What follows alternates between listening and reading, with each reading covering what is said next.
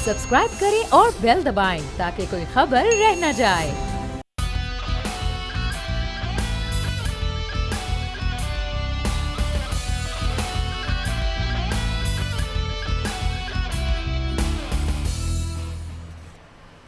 अस्सलामुअलैकुम। एक लगारी सब पे भारी में खुशामदीद। मैं हूँ महविश अनस और मेरे साथ मौजूद हैं हमेशा की तरह बोल न्यूज़ के एडिटर इन चीफ नज़ीर लगारी साहब। अस्सलामुअलैकुम लगारी साहब।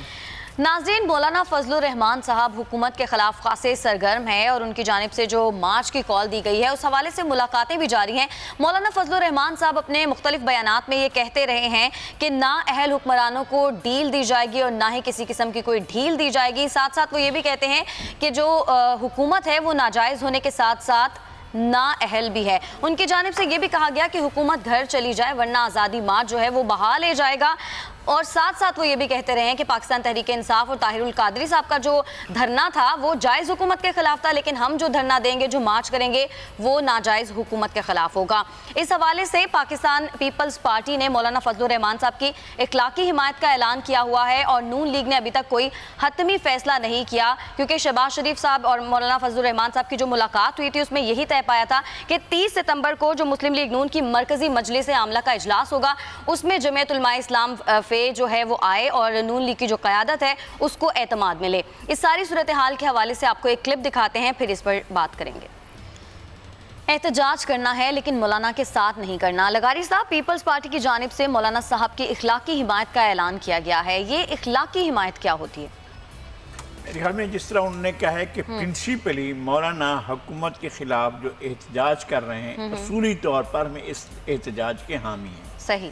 लेकिन मौलाना ने इस एहतजाज के लिए जो मोबिलाइजेशन की है उस मोबिलाइजेशन में उनका एजेंडा सियासी की बजाय मजहबी था। लोगों से ये कह कर गए कि वो मजहब की बुनियाद पर बात कर रहे हैं। तो पीपल्स पार्टी का कहना यह है कि मजहब हमारा भी वही है जो मौलाना साहब का मजहब है। हम तमाम चीज़ों पर बिलीव करते हैं, सियासत को हम एक अलग रखते हैं। इंसान का अल्लाह के साथ जो मामला है वो सियासत से बालातर है, वो इसको यूं समझते हैं। वो कहते हैं कि हमारा जो है बुनियादी प्रिंसिपल जो जनाब बैरिस्टर एतजाज़ अहसन साहब फरमा रहे थे वो ये कि उनका पीपल्स पार्टी का बुनियादी मंशूर ये है कि इस्लाम हमारा दीन है, ओके, जमहूरियत हमारी सियासत है, सोशलिज्म हमारी मईशत है, ताकत का सरचश्मा अवाम है। उसके बाद एक दो और नारे भी शामिल किए, लेकिन ये बेसिक प्रिंसिपल वो थे जो चार जिसके ऊपर पीपल्स पार्टी की बुनियाद कायम थी।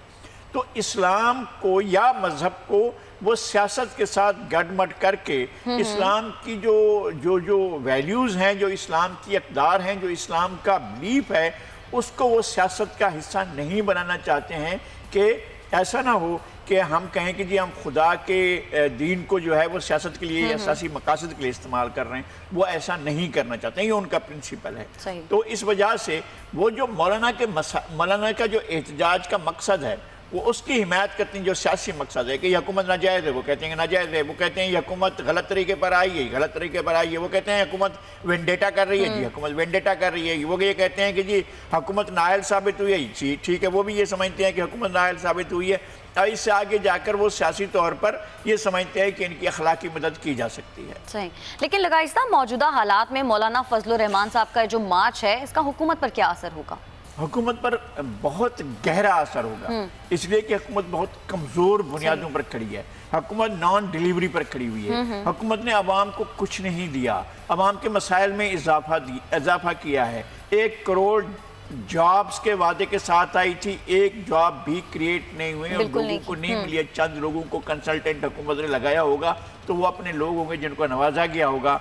आम सतह पर बेरोजगारी में इजाफा हुआ है, बजाय इसके कि इस साल या जो गुज़श्ता 1 साल हो गया है उसमें 20 लाख लोगों को जॉब्स देते, तो उससे ज़्यादा जो है एक को जॉब तो नहीं मिली लेकिन लाखों लोगों का बेरोजगार मुतासर हुआ या ख़त्म हुआ है। तो इस वजह से मेरे ख्याल में कि ये बुनियादें हैं जिसकी वजह से मौलाना लोगों को अट्रैक्ट करेंगे। लोगों की बेजारी मौलाना का असासा है। बिल्कुल ठीक है। अपने अगले क्लिप के जाने बढ़ेंगे। एक और अहम बात करते हैं। एहतसाब अदालत ने पीपल्स पार्टी के रहनुमा खुर्शीद शाह साहब को 1 अक्टूबर तक जिस्मानी रिमांड पर नैब के हवाले कर दिया है और खुर्शीद خورشید شاہ صاحب پر الزام یہ ہے کہ ان کے پاس جو اثاثے مطلب ان کے پاس جو آمدن سے زائد اثاثے ہیں وہ ان کے اوپر الزامات ہیں، اور ان کے جو آمدن سے زائد اثاثے ہیں ان میں پیٹرول پمپس، مختلف ہاؤسنگ سوسائٹیز اور بنگلوں کی تعمیر اور ہوٹلوں کے علاوہ بے نامی کاروبار کے الزامات بھی ہیں۔ ان کے اثاثوں میں مزید کیا کیا شامل ہے، اس حوالے سے آپ کو کلپ دکھاتے ہیں۔ 500 ارب سے زائد اثاثوں کا الزام ہے، لیکن لغاری صاحب کسی کا یہ کہنا کہ خورشید شاہ صاحب نیب کو پیارے ہو گئے، کیا یہ درست ہوگا؟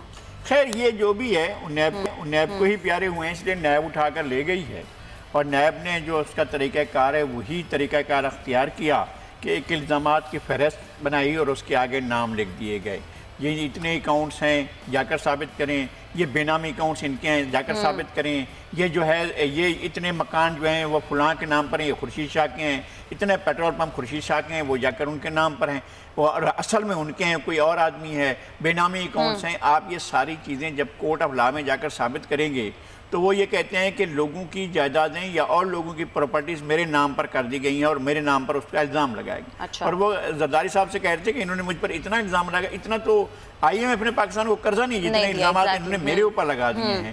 تو نیب جو ہے وہ جس طریقے سے کام کر رہا ہے اور جس عمدگی سے، کیا بات ہے جناب نیب کی کارکردگی کی، جس طرح سے وہ پاکستان کے سیاست کی قبر کھود کر دفن کرنے کے پیچھے ہے، سیاست اس طرح سے نیب کے ہاتھوں دفن نہیں ہو سکے گی۔ اور وہ ان کا یہ خیال ہے کہ ٹھیک ہے جی خورشید شاہ کو اگر ہم نے روک دیا، جیل میں ڈال دیا تو ظاہر لوگوں کی ہمت ٹوٹ جائے گی، لوگوں کی ول ٹوٹ جائے گی۔ اصل میں لوگوں کی ول توڑی جا رہی ہے۔ پہلے کیا ہوتا تھا؟ پہلے ہوتی تھی گرفتاریاں، پہلے ہوتے تھے الزامات بکری چوری کے، بھینس چوری کے، پھر اس کے بعد کیا ہوتا تھا؟ لوگوں پر مختلف قتل کے الزامات لگتے تھے، پھر کیا ہوتا تھا؟ لوگوں کو سیاسی الزامات لگا کر کوڑے مارے جاتے تھے، پھر کیا ہوتا تھا؟ لوگوں کو اس طرح کے الزامات میں پھانس کر جیلوں میں بھیج دیا جاتا تھا۔ یہ پہلے ہو رہا ہے، پاکستان بننے سے بھی پہلے، اس کے بعد پاکستان بننے کے بعد ہر طاقتور بننے کی خواہش رکھنے والا حکمران یہ چاہتا ہے کہ میں اپنے مخالفین کو دبا کر رکھوں تاکہ مجھے اقتدار کا مزہ باقی رہے۔ یہ اقتدار کے مزے کے لیے جس طرح سے سوچا جا رہا ہے، ایک انسٹرومنٹ ہے جس کا نام نیب ہے، اس کو استعمال کیا جاتا ہے، وہ جو چاہے ایک کہانی گھڑ کر لوگوں کو بھیج دیتا ہے۔ یہ ٹوٹل قصہ ہے۔ لیکن لغاری صاحب خورشید شاہ صاحب نے تو نیب کو پیشکش بھی کر دیا ہے کہ اگر واقعی اتنی بڑی رقم میرے پاس موجود ہے تو نیب ایسا کرے کہ 15% مجھے دے دے، باقی خود رکھ لے، تو کیا نیب ثابت کر پائے گا؟ میں یہی عرض کر رہا ہوں کہ نیب کے پاس کسی چیز کا ثبوت نہیں ہوتا ہے۔ ایک صاحب پر الزام لگا ہے کہ 4 خراب کا انہوں نے جو ہے گھپلا کیا ہے، آپ 4 ارب کا تو ثابت کریں اس کے اوپر۔ اور کسی پر الزام لگایا تھا اس نے، اچھا یہ منہ کھول کر اتنی بڑی چیزیں اٹھا کر لوگوں کے نام لگا دیتے ہیں، کئی الزامات لگا دیتے ہیں اور ان کے پاس کسی چیز کا کوئی ثبوت نہیں ہوتا ہے۔ اچھا یہ جو بے نامی اکاؤنٹس آ رہے تھے، یہ جو فالودے والا آ رہا تھا، یہ جو سبزی والا آ رہا تھا، یہ جو فلاں شاگرد آ رہا تھا، کہاں ہے نا؟ لے آئے نا ان کو، کسی کے سامنے جا کر پیش تو کریں کہ یہ جناب یہ بندہ ہے، اس کے اکاؤنٹ سے اس کے اندر فلاں شخص نے پیسے ڈالے تھے، لے کر آئیں گے۔ بالکل، اور وہ اتنا کانفیڈنٹ ہو کر کہہ رہے ہیں کہ 15% پھر مجھے دے دیں۔ اپنے اگلے کلپ کے جانب گے اور اگلا کلپ ہے مختلف اداروں کے 416 ارب روپے کے بارے میں جو کہ ڈیو تھے اور وہ ریکور کرنے تھے حکومت نے، انہیں معاف کرنے کے حوالے سے پہلے ایک آرڈیننس آتا ہے اور اس کے بعد اچانک سے وہ فیصلہ واپس بھی لے لیا جاتا ہے اور اس کے بعد عدالت کا دروازہ بھی کھٹکھٹایا جاتا ہے۔ یہ سارا معاملہ آخر ہے کیا؟ اس پر کلپ دیکھتے ہیں پھر بات کریں گے۔ گفتگو آپ نے سنی لغاری صاحب، کیا وزیر اعظم کو اپنے نیچے کام کرتے ہوئے جو ادارے ہیں ان کا کچھ معلوم نہیں ہوتا؟ پہلے ڈالر کی اونچی اڑان کا انہیں اچانک ٹی وی سے پتہ چلتا ہے اور اس کے بعد اتنی بڑی رقم کا ریلیف دے دیا جاتا ہے اداروں کو۔ یہ سارا معاملہ ہے کیا؟ میں یہ کہتا ہوں کہ جب صدارتی آرڈیننس تیار کیا جا رہا تھا کہ کسی کو آپ نے اتنا، اور فگر گھٹتے بڑھتے رہے ہیں، کبھی 200 ارب، پھر 300 ارب، اب یہ 400 سے بھی کراس کر گئے ہیں، اتنے ارب کی یہ رقم تھی۔ 100 یعنی یہ معاملہ جو ہے یہ آگے بڑھ رہا ہے، ہو سکتا ہے کہ ٹریلین تک چلا جائے، ابھی تک تو 400 ارب تک گیا ہے۔ لیکن کیا یہ جب آرڈیننس کے لیے پریزیڈنٹ کو بھیجا جا رہا تھا، کیا منسٹری آف لا نے اس پر کام نہیں کیا تھا؟ کیا پرائم منسٹر اس کے بارے میں آگاہ نہیں تھے؟ یہ ایک بہت بڑا آرڈیننس کا اجرا جو ہوتا ہے، ایک پورا پروسیجر ہوتا ہے جو حکومت کو اڈاپٹ کرنا ہوتا ہے۔ اگر وزیر اعظم اندھیرے میں تھے تو پھر وزیر اعظم ہر طرف اندھیرے میں ہیں، ان کے پاس کوئی روشنی نہیں ہے، ان کے پاس کوئی بلب نہیں ہے، ان کے پاس کہیں سے بھی کسی چیز کی کوئی اطلاع نہیں پہنچ رہی ہے، پھر وہ کہیں اور فیصلے ہو رہے ہیں، اور چیف ایگزیکٹو کا جو منصب ہے وہ پھر ان کے پاس ہے یا نہیں ہے، اس پر ایک سوال یا نشان ہے کہ اگر انہیں ڈالر کا بھی باہر سے پتہ چلتا ہے، انہیں ان کا بھی پتہ باہر سے چلتا ہے، ہے اور پھر آرڈیننس واپس لینے کی بات ہوتی ہے, پھر کورٹ میٹر کے جناب کورٹ میں چلا جائے. کیا اگر آپ نے یہ ساری رقم معاف کرنی ہے ان لوگوں کو جو آپ کے دائیں طرف اور بائیں طرف اور سامنے کی طرف اور بازو میں آپ کے بیٹھے ہوئے ہیں, اگر ان لوگوں کو آپ نے معاف کرنے ہیں تو پھر آپ سیدھا سیدھا کریں. آپ کے پاس آپ کو کوئی راستہ سوجھ نہیں رہا, اب بھی یہ راستہ تلاش کریں.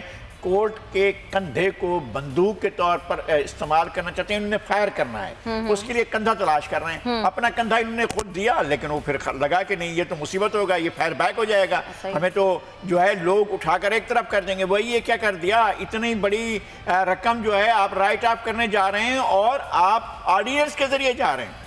نہیں یار آرڈیننس نہیں جاری کرتے, چلو واپس لیتے ہیں. اب ایسا کرتے ہیں کورٹ کو جاتے ہیں, کورٹ جو ہے آنکھیں بند کر کے بیٹھی ہوگی, وہ دیکھ نہیں رہی ہوگی کہ یہ پیسہ کیسے لوگوں سے باقاعدہ وصول کیا گیا, کس طرح سے آپ نے اس کو انہینس کرنا تھا, آپ نے پائپ لائن بچھانی ہے جو آپ کو ایران اپنی بچھا چکا ہے, آپ اپنی کمٹمنٹ کر چکے ہیں, ری شیڈول کر چکے ہیں چیزوں کو, اب آپ نے اپنی طرف سے بچھانی ہے اور آپ ان کے پیسے بھی معاف کر رہے ہیں چونکہ یہ آپ کے پیارے ہیں, آپ کے جانے جگر ہیں, آپ کو انہوں نے جو ہے اقتدار میں لانے کے لیے مرکزی رول ادا کیا ہے, اس لیے آپ یہ چاہتے ہیں کہ اس کو کیا جائے. چلو ایسا کرتے ہیں کہ یہ اتنا انتہائی قابل احترام ادارہ ہے, آپ اداروں کے وقار کو, ان کی توقیر کو, ان کے منصب کو, ان کی حیثیت کو, ان کی جو لوگوں کے دلوں میں عزت ہے اس سب سے کھیلنا چاہ رہے ہیں. پریزیڈنٹ کا آفس جو ہے کھیلا جا چکا ہے, پریزیڈنٹ آفس سے آپ نے باقاعدہ آرڈیننس جاری کروایا, پھر آپ نے آرڈیننس واپس لیا اور اس کے بعد اب آپ سپریم کورٹ کے پاس گئے ہیں تاکہ سپریم کورٹ کسی نہ کسی طریقے سے راستہ نکالے. جو بھی لوگ اس سے مفاد حاصل کرنا چاہتے ہیں وہ بھی یہ فیصلہ کرانا چاہتے ہیں, پھر معاملہ پھر جائے گا. میں کہتا ہوں کہ کورٹ کے لیے یہ مشکل ہوگا, بہت مشکل ہوگا, چونکہ لوگ انگلیاں اٹھانا شروع کر دیں گے, یار یہ کیسے ہو گیا ہے, یہ آرڈیننس خود لے کر تو انہیں واپس کر لیتا, پھر انہیں کورٹ کے ذریعے چلے گئے. مذاق بنا لیا. بالکل. ایک اور ناظرین بات کر کے گھوٹکی میں ایک ہندو استاد پر توہین مذہب کا الزام عائد کیے جانے اور مشتعل ہجوم کی جانب سے ایک نجی اسکول اور اس کے مالک کی رہائش گاہ پر حملے کے بعد سے حالات کشیدہ ہیں. اس واقعے پر وزیر اعظم کا موقف کیا ہے اور جو حکومتی وزراء ہیں وہ اس سارے معاملے پر کیا کہتے ہیں, اس حوالے سے آپ کو کلپ دکھاتے ہیں. گفتگو آپ نے سنی لغاری صاحب. کشمیر کے مقدمے کو دنیا بھر میں اٹھانے جا رہے ہیں وزیر اعظم صاحب. اب یہ جو گھوٹکی میں واقعہ پیش آیا ہے اس کا کیا اثر ہوگا؟ ایک افسوسناک واقعہ, انتہائی افسوسناک کہ ایک شخص جس کا میں بھی نام جاننے کی کوشش کر رہا ہوں, کوئی صحافی, ایک جو ہے وہ ایک بچے کی ویڈیو وائرل کرتا ہے جو غیر ذمہ دارانہ تھی, ایبسلوٹلی غیر ذمہ دارانہ تھی, اس کو وائرل کیا اس نے اور ایک پرنسپل کے اوپر الزام لگایا گیا, اور ایک ایسے پرنسپل پر جس کا پورے علاقے میں وسیع پیمانے پر احترام ہے.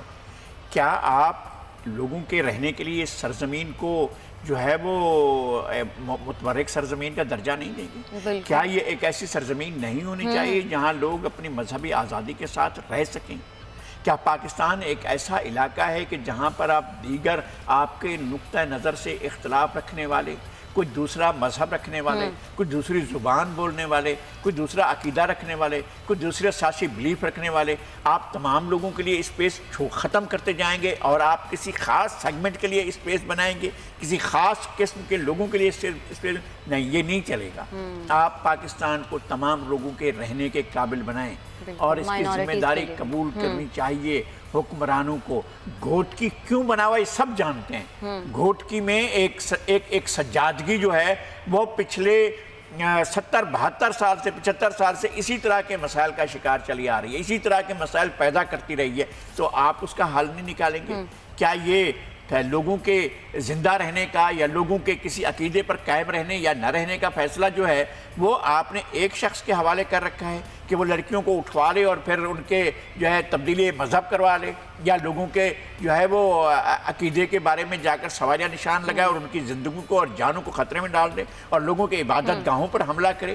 یہ تو کوئی طریقہ نہ ہو. لیکن لغاری صاحب, وزیر اعظم صاحب کا یہ بیان کہ یہ جو واقعہ ہے یہ ان کے امریکی دورے کو سبوتاژ کرنے کی سازش ہے, یہ کس حد تک درست ہے؟ تو آپ کو احتیاط ہونی چاہیے. آپ نے جن لوگوں کے حوالے کر رکھا ہے گھوٹکی کے معاملات کو, تو آپ ان سے ذرا معلوم کریں نا, یہ گھوٹکی کو کون لوگ ہیں جو وہاں کے خان اعظم ہیں مہر جو سردار ہیں وہ تو پی ٹی آئی کے بڑے سپورٹر ہیں، اور وہاں کے جو پیر ہیں وہ بھی پی ٹی آئی میں ہیں، اور جہاں کا واقعہ ہے وہاں بھی شاہی سلطنت پی ٹی آئی کی بنی ہوئی ہے، الیکشن ہارنے کے باوجود سیاہ و سفید کے مالک وہی بنے ہوئے ہیں۔ تو ان سے معلوم کریں نا کہ وہ اتنی بڑی سازش کا وہ کیسے ہوئے، کس طرح سے لوگ جو ہے ان کے علاقے سے اٹھ کر جا کر ایک مذہبی عبادت گاہ کے اوپر جا کر حملہ کرتے ہیں اور لوگوں کو اس طرح سے ہراساں کرتے ہیں۔ ایک بہت ہی معزز شخصیت کو دیکھیں، اس ضلع سے، اس علاقے سے گھوٹکی سے بڑی داستانیں وابستہ ہیں۔ لیکن لگائے صاحب ٹائمنگز بڑی امپورٹنٹ ہیں، اس طرح ٹائمنگ امپورٹنٹ ہیں، آپ لوگوں کے زخم ہرے کر دیتے ہیں۔ قیام پاکستان سے بھی کئی سال پہلے اسی علاقے کے رہنے والے اتنے بڑے مہان گائک کو قتل کر دیا گیا رک اسٹیشن پر، کمر بھگت رام کو۔ کیا آج تک لوگ زخم بھول پائے ہیں؟ نہیں بھول پائے ہیں نا، بالکل۔ اور اگر آپ کسی اس طرح کے واقعات کریں گے تو لوگ نہیں بھول پائیں گے، بالکل لوگ نہیں بھول پائیں گے۔ لغاری صاحب ہم کی جانب بڑھنا ہے، اور ناظرین بریک سے جب ہم واپس آئیں گے تو پھر سیاسی منظرنامے پر ایک نظر ڈالیں گے اور مقبوضہ کشمیر کی جو کرنٹ صورتحال ہے اس پر بھی بات کریں گے۔ ہمارے ساتھ رہیے گا۔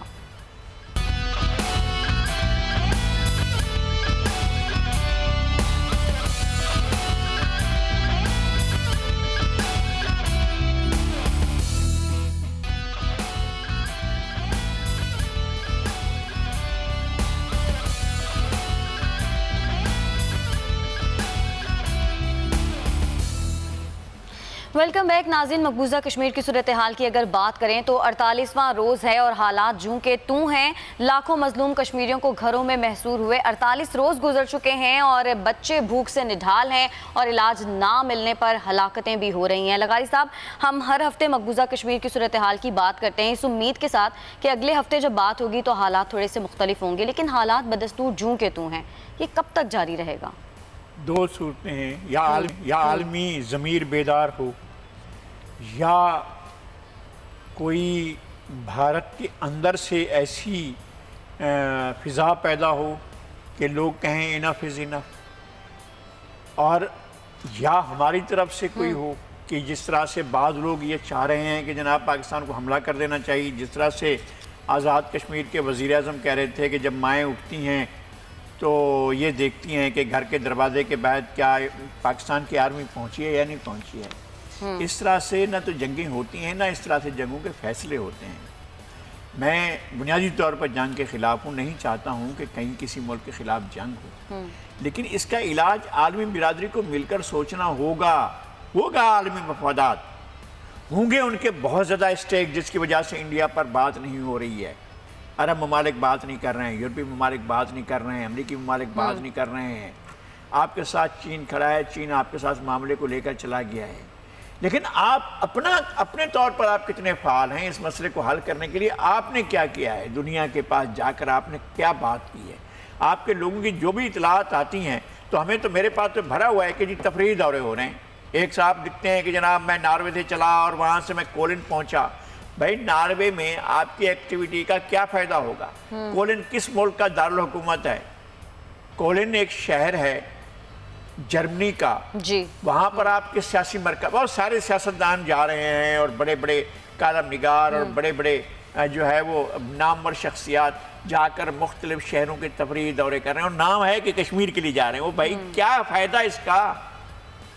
اور ابھی بھی کہ جناب وہاں گئے ہوئے ہیں، امریکہ میں گئے ہوئے ہیں، فلاں جگہ پر گئے ہوئے ہیں، سارے تفریحی دورے ہو رہے ہیں، اور حکمران جماعت کے یا الہی جماعتوں کے لوگ جو ہیں وہ دورے کر رہے ہیں اور جا کر دنیا کے سامنے یہ کیس پیش کرنا ہے، لیکن اس کو ایک اچھا موقع سمجھ لیا گیا ہے تفریح کرنے کا۔ ہم چیخ رہے تھے کہ فلاں جگہ پر جائیں، آپ بھیج دیں نا، وزیر اعظم آزاد کشمیر کو بھیج دیں۔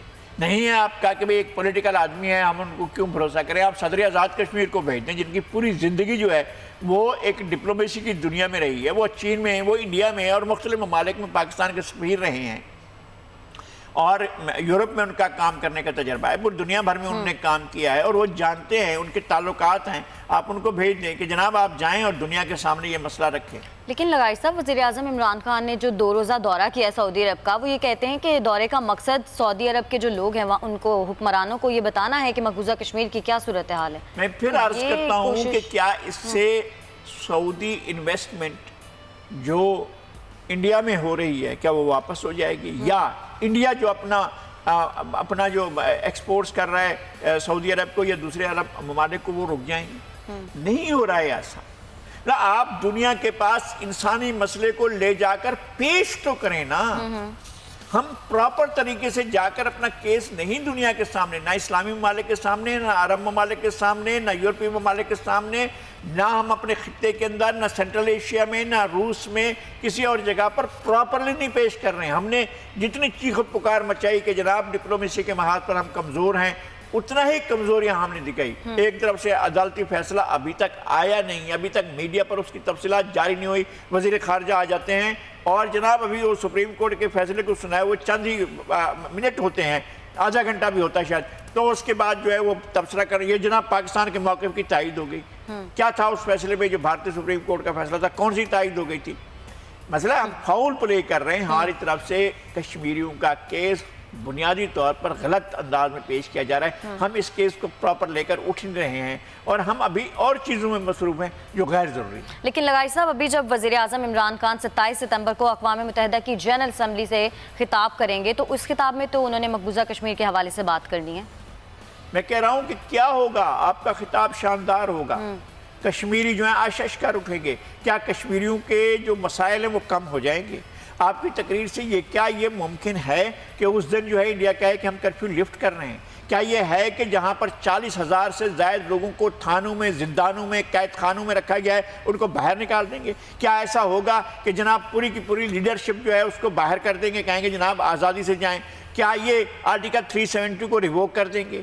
کیا وہ اپنا اس کو واپس اپنی جگہ پر لے آئیں گے؟ کیا ایسا ہوگا کہ آرٹیکل 35A کو دوبارہ بحال کر لیں گے انڈین کانسٹیٹیوشن کے اندر؟ تو یہ سارا کچھ نہیں ہونے جا رہا ہے. حالات خراب سے خراب تر ہو رہے ہیں. آپ کی تقریر بہت اچھی ہوگی، وزیر اعظم کی تقریر ایسی اچھی ہوگی کہ میں ابھی سے واہ واہ کرتا ہوں، تالیاں بجا رہا ہوں کہ جناب کمال کر دیا آپ نے. ابھی تک تقریر نہیں ہوئی، میں پہلے سے کہہ رہا ہوں. لیکن کیا اس تقریر کا نتیجہ یہ نکلے گا کہ کشمیریوں کے المیوں کو، کشمیریوں کے دکھوں کو کم کیا جا سکے گا؟ اگر ایسا ہے تو سبحان اللہ، اگر ایسا نہیں ہے تو پھر آپ جو بھی کریں. آپ کو بہرحال دنیا کو باور کرانا ہے، کنونس کرنا ہے. اور ایسا نہیں ہے کہ آپ کا پوٹینشل نہیں ہے. دنیا میں بہترین پوٹینشل ہے پاکستان کا، دنیا سے ہر بات منوا سکتا ہے. آپ اپنا پوٹینشل لے کر لوگوں کو اس کی طرح بانٹتے پھر رہے ہیں. آپ کے یہاں یہ بات موجود ہے کہ کیا ان وسائل کو، ان تمام چیزوں کو، پاکستان کے جغرافیہ کو، پاکستان کے حسن کو، پہاڑوں کو، دریاؤں کو، سمندر کو، صحراؤں کو اس طرح کی ملکیت، اونرشپ دی جائے کہ دنیا سمجھے کہ جناب یہ ہے وہ چیز جس کو ہم دیکھنا چاہتے ہیں؟ اب تو ہم تو اس طرح سے نہیں پاکستان. لیکن لغاری صاحب دنیا کو کس طرح کنونس کیا جائے؟ تقریروں کے ذریعے کیا جا سکتا ہے یا مذاکرات کے ذریعے؟ اس کے علاوہ مذاکرات کا راستہ نہیں ہے پراپر. میں یہ کہہ رہا ہوں کہ لوگ یہ سوال نہیں کریں گے جو اب ہو رہا ہے. جب آپ اپنی لیڈرشپ کو اس طرح اٹھا کر جیلوں میں بند کرنا شروع کر دیں گے کہ جناب آپ کو تو اب تک پاکستان کو چور لگاتے رہے، چلاتے رہے ہیں، اب ایک فرشتہ آ گئے ہیں اور وہ پاکستان کو چلا رہے ہیں. جب آپ اس طرح کا تاثر دیں گے تو پھر دنیا آپ کی باتوں کو سمجھتی ہے. ایسا نہیں ہے کہ یعنی آپ کہہ رہے ہیں پہلے اندرونی معاملات جو ہیں وہ درست ٹھیک کریں، آپ ان کو آنٹ پیج لیں، ایک اچھا پازیٹیو امیج میں یہ کہہ رہا ہوں کہ اگر آپ اس طرح سے لے جائیں گے تو آپ ایک بہتر امیج کے ساتھ جا سکیں. صحیح. اچھا لغاری صاحب، یہ جو وزیر اعظم پاکستان نے سعودی عرب کا دورہ کیا ہے اس میں انہوں نے کہا ہے کہ سعودی عرب کی سلامتی کو خطرہ ہونے پر ساتھ کھڑے ہوں گے سعودی عرب کے. تو یہ جو ان کا بیان ہے اس کو آپ کس طرح دیکھتے ہیں؟ یہ 2 روزہ دورہ کیسے ہمیشہ کی طرح اہم ہے. پاکستان کا یہ موقف ہے. ہم تو یہ کہتے ہیں کہ کسی کی بھی خود مختاری کو چیلنج نہیں کیا جانا چاہیے. اور سعودی عرب کو چیلنج کرنے کا مطلب، اس کی خود مختاری کو چیلنج کرنے کا مطلب یہ ہے کہ آپ ایک سوورن ملک کی خود مختاری پر کویسچن کر رہے ہیں. تو کسی کو بھی یہ حق نہیں ہے کہ سعودی عرب کی خود مختاری میں کوئی مداخلت کرے. اسی طرح سے نہ جارڈن کی خود مختاری کو کوئی کویسچن کرے، نہ عراق کی خود مختاری کو کوئی کویسچن کرے، نہ UAE کی خود مختاری کو کوئی کویسچن کرے، نہ ہی ایران کی اور افغانستان کی اور پاکستان کی خود مختاری کو کوئی کویسچن کرے. اس طرح سے نہیں ہو سکتا ہے. آپ دنیا کے ساتھ ایک یکساں طور پر باہمی پرامن بقائے باہمی کے طور پر چل سکتے ہیں. اور یہ وزیر اعظم کا یہ موقف بالکل درست ہے. اور سعودی عرب ہمارے لیے اس طرح ہے کہ جیسے ہم اپنے سرزمین کے بارے میں سوچتے ہیں، بالکل اسی طرح سے سوچتے ہیں. ٹھیک ہے لغاری صاحب، اب کچھ تھوڑا سا کراچی کے کچرے کی بات کرتے ہیں. آخر سندھ سرکار کو ہوش آ گیا ہے اور سندھ حکومت کے تحت کلین مائی کراچی مہم کا آغاز ہو گیا ہے. اب آپ کو لگتا ہے کراچی کا جو کچرا ہے وہ صاف ہو جائے گا؟ مطلب اب تو یہ چیلنج خود انہوں نے خود اپنے اوپر لے لیا ہے. پہلے کہتے نہیں جی KMC نے کرنا ہے, اچھا جی فیڈرل حکومت پیسہ نہیں دے رہی ہے, اچھا فلاں ہو رہا ہے. اب یہ 6 ضلعوں میں 5 کروڑ کے حساب سے 30 کروڑ روپے بانٹنے کے بعد اگر یہ سمجھ رہے ہیں کہ اس میں کچرا صاف ہو سکتا ہے, یہ تو آج سے 1 مہینہ پہلے بھی ہو سکتا تھا, 2 مہینے پہلے بھی ہو سکتا تھا, 3 مہینے پہلے ہو سکتا تھا. یہ سید ناصر حسین شاہ صاحب یہ کام تو بہت پہلے انجام دے سکتے تھے. اب بھی اگر ویزیبل کچرا اٹھا لیا جاتا ہے, اب انہوں نے خود اپنے اوپر لے لیا ہے, تو پھر ان کو کچرا صاف کرنا پڑے گا, ورنہ سوالات لے کر لوگ سامنے کھڑے ہوں گے اور پوچھ رہے گے شاہ صاحب یہ معاملات کہاں تک پہنچے. لیکن لغاری صاحب دیر سے ہی صحیح خیال تو آئے نا کچرا اٹھانے کا. نہیں, میں کہتا ہوں بہت اچھی بات ہے, بہت اچھی بات ہے, اور اگر صاف ہوتا ہے تو اس سے اچھی بات ہو ہی نہیں سکتی ہے. ناکامی کی صورت میں جو ہے لوگ پھر سوالوں کی برچیاں لے کر کھڑے. بالکل. اچھا لغاری صاحب, سابق DG پاکس لیاقت قائم خانی کا 2 روزہ راہداری ریمانڈ منظور ہو گیا ہے. ان کی جو گرفتاری ہوئی ہے اور ان کے گھر سے جو کچھ برآمد ہوا ہے, اس سارے معاملے پر آپ کا کیا موقف ہے؟ میں یہ کہتا ہوں کہ آپ ان چیزوں کو اگنور کیے ہوئے ہیں. آپ اس طرح کے اور کیسز کو لیں.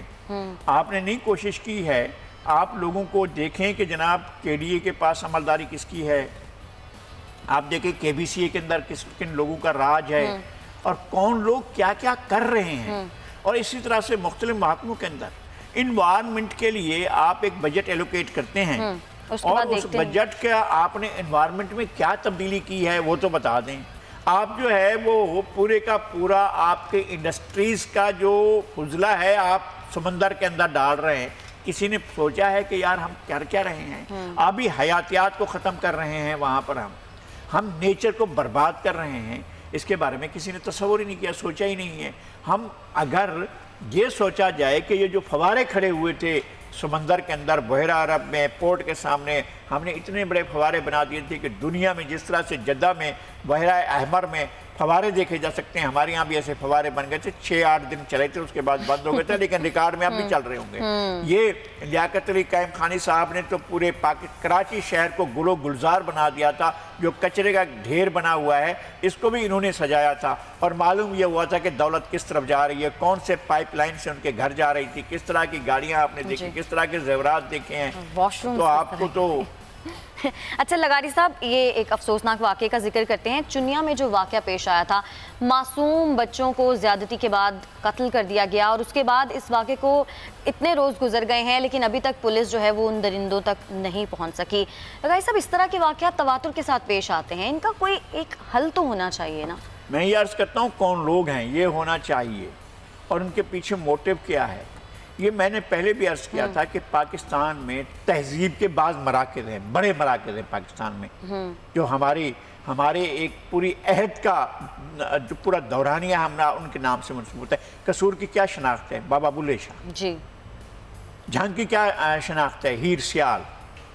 اچھا, ہم ان علامتوں کو جو ہمارے لیے پراؤڈ اور فخر کی علامتیں ہیں, ہم بابا بلے شاہ کا نام لیں, شاہ عبداللطیف بھٹائی کا نام لیں, خواجہ غلام فرید کا نام لیں, ہم سلطان باہو کا نام لیں, ہم پیر مہر علی شاہ گولڈوی کا نام لیں, ہم وارث شاہ کا نام لیں, تو ہمارے لیے اندر ایک فخر پیدا ہوتا ہے. کھڑی شریف کے میاں محمد بخش کا نام لیں, ہمارے لیے ایک اعزاز, ایک فخر پیدا ہوتا ہے. آپ ان کے نام سے منسوب شہروں کو اگر اس طرح کے گندے غلیظ بدبودار واقعات کے ساتھ منسوب کریں گے تو پہچان کیا بن جائے گی؟ قصور کی اور چونیا کی کیا پہچان بن جائے گی اگر ہم اس طرح کریں گے؟ تو کیا یہ سوچ نہیں سکتے آپ کہ کون لوگ ہیں جو ان ہماری تہذیبی علامتوں کو داغدار کر رہے ہیں؟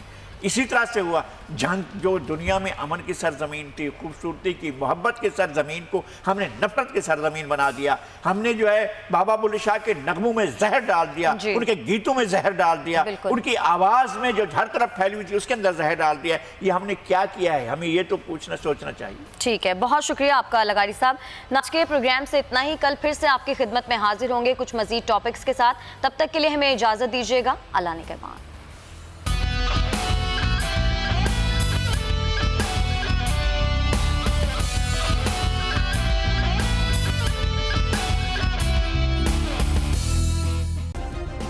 سبسکرائب کریں اور بیل دبائیں تاکہ کوئی خبر رہ نہ جائے.